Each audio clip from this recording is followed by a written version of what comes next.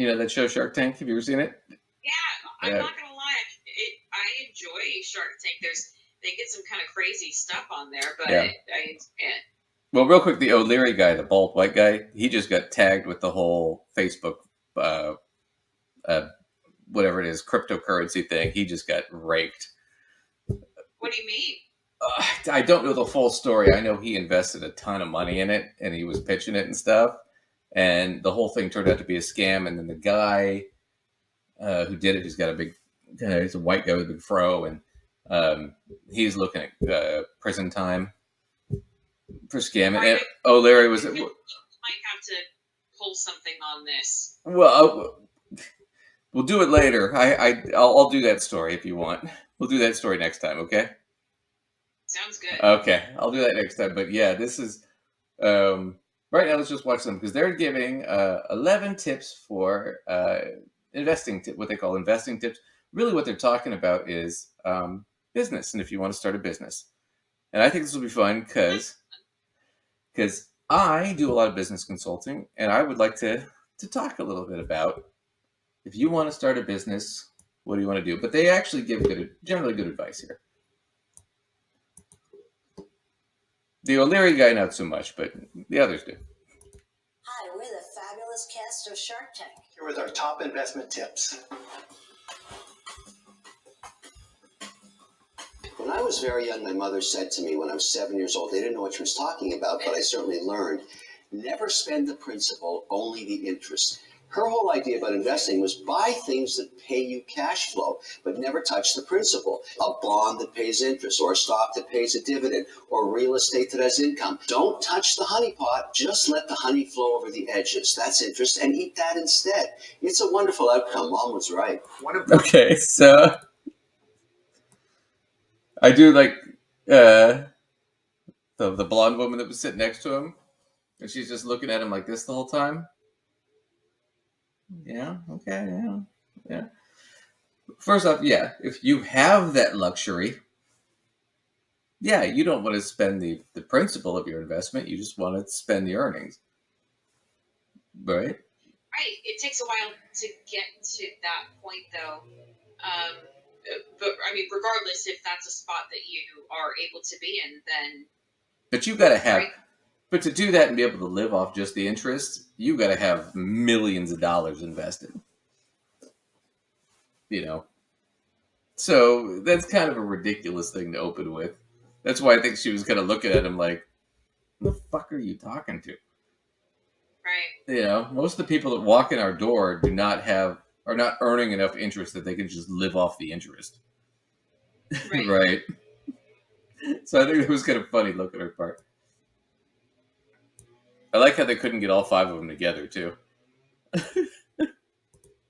Important thing is to always be learning. Understanding technology has always been really important to me, and it's opened up new doors. My first business, we were the first company in the early 90s to do streaming, back when it was called netcasting. I started the first all high-definition TV network. It's really created a lot of opportunities for me. You need to try your best. I will agree with that. Always be learning. I think that's just generally good advice. Right, whether it's technology or something else, but yeah, in general, I think it's so. Yeah, whatever it is, you should always be learning new stuff. Even if you're not making money doing it, just for you, just so you can keep growing as a person.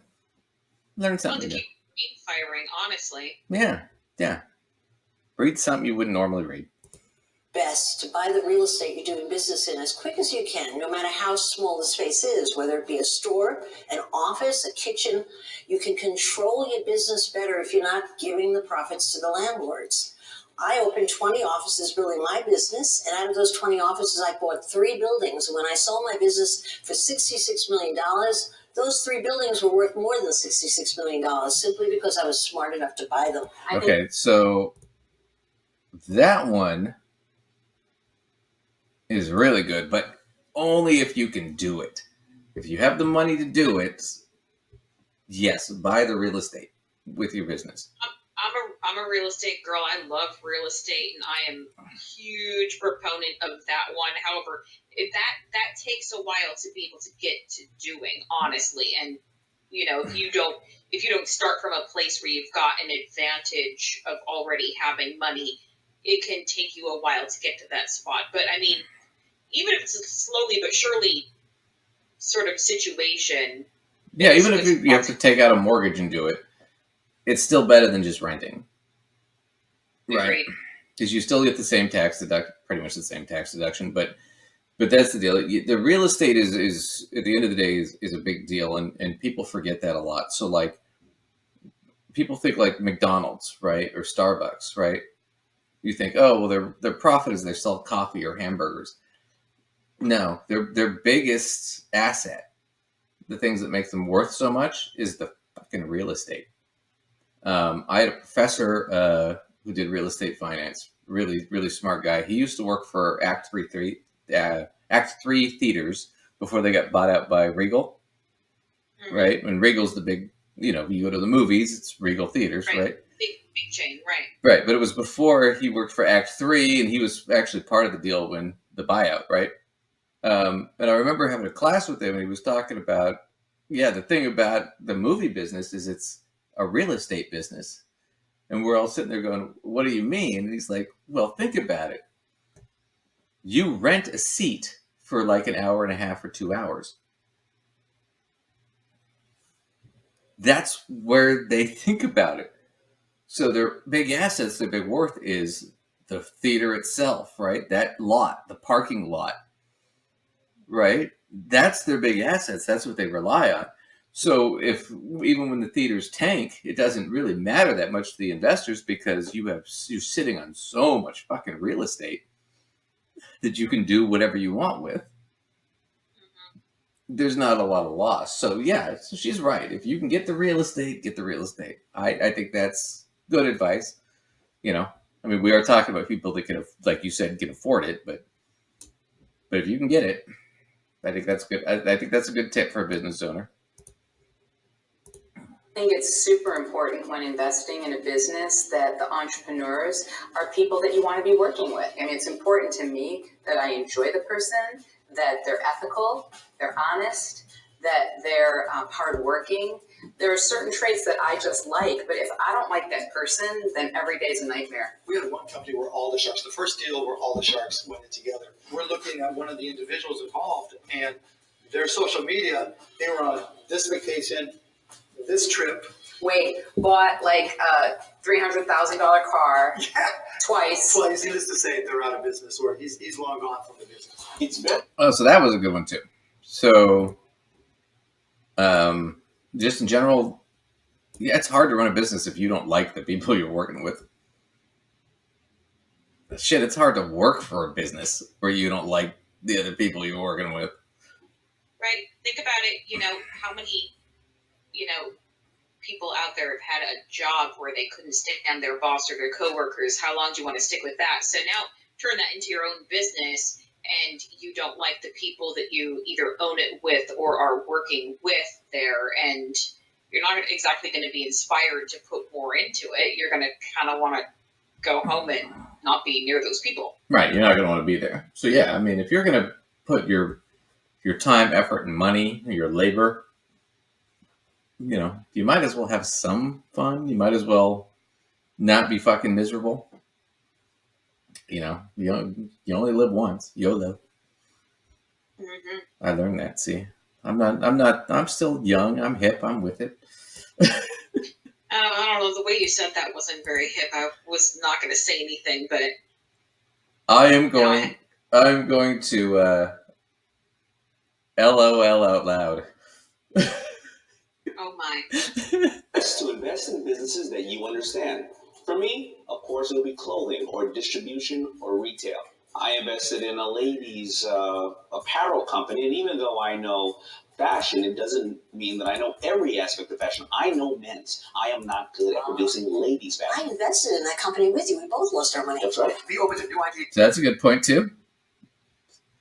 You don't? Yeah, don't invest in anything you don't understand. Yeah. Super simple, but super true. Just because it sounds more complicated doesn't make it a better investment. Well, plus, themselves wrapped up in that all the time. They go, oh, this must be really sophisticated because it sounds so complicated. No, that's how you lose your shirt. Don't do that. Well, plus I've consulted for lots of different businesses, and I remember the first time somebody wanted me to come and consult for a restaurant, and I never worked in the I worked in retail to put myself through college. I've never worked in the service industry. Never worked in a restaurant. Knew nothing about it, right? Before I even started that job, I spent 2 weeks doing nothing but fucking research on how restaurants work, interviewing wait staff, chefs, cooks, people that worked in that industry. So I would make sure that I was not going blindly into this, right? Mm-hmm. But even then, there are always traps and pitfalls that unless you know it, you've worked it for a long time, you don't know what to look for all the time. Right. So yeah, no, that's a good point. I mean, you can research it all you want, and that's great, but nothing counts when it comes to like business. Nothing counts for experience. Not to say you shouldn't try something that you're not experienced in. Just realize it's gonna be a process. You're gonna learn the hard way. I mean, I've done it, so it's fine, but just be prepared. Oh, I actually like this one. This was a good point. Ideas and new perspectives. Take a look at your own company. Does everybody look like you? Because if they do, you're missing new perspectives, new markets, new opportunities. Even simple things like moms selling to moms, dads selling to dads, different communities, taking somebody from that community and gaining their insights on how to sell to them or what's important to them. I mean, I can give you the best example of where I didn't do it until it hurt me, and that's with the Dallas Mavericks. I made mistakes in the diversity in our organization. We were having guys that looked like me trying to sell season ticket packages to moms. And it just didn't make sense. We're trying to sell into different communities where we didn't have representation from those communities. And, we were kind of blind to the best way to do it. We had to bring in a new CEO who opened up our eyes to really finding people who can connect to a new customer base. And we're seeing the results right now as I speak. I believe that you should just do something you have. That was a good point. Diversification is huge in business. You have to have other people that are different than you coming in.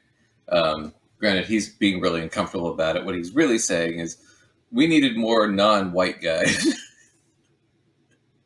We needed some women. We needed some minorities. We needed other people than me trying to sell tickets, right?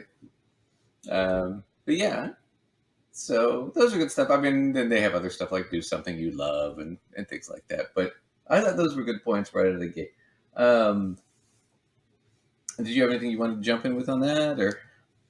No, I really like that one too. I mean, in some ways it's kind of obvious, but people don't stop and think about it, and until in business they fail to do it, and then have to sort of, just like what he's admitting to, kind of an initial failure.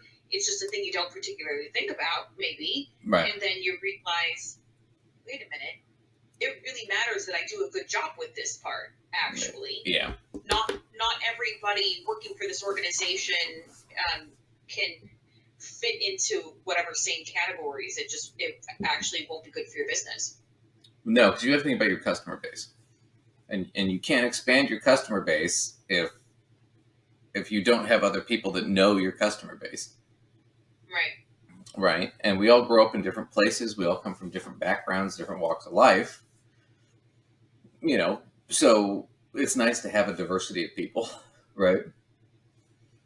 It's the old what was the old joke where there was a bit in the 80s where the CIA was trying to get rid of a lot of the minorities that worked for the CIA, a lot of the immigrants or children of immigrants that are second or third generation Americans, because it was pretty racist.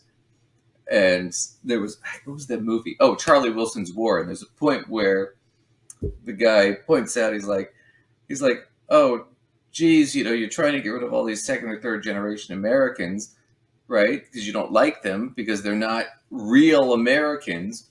And heaven forbid we have spies that speak the same fucking language as the people they're spying on. Right? Do you want to win, or do you want to have everybody look like you? Right?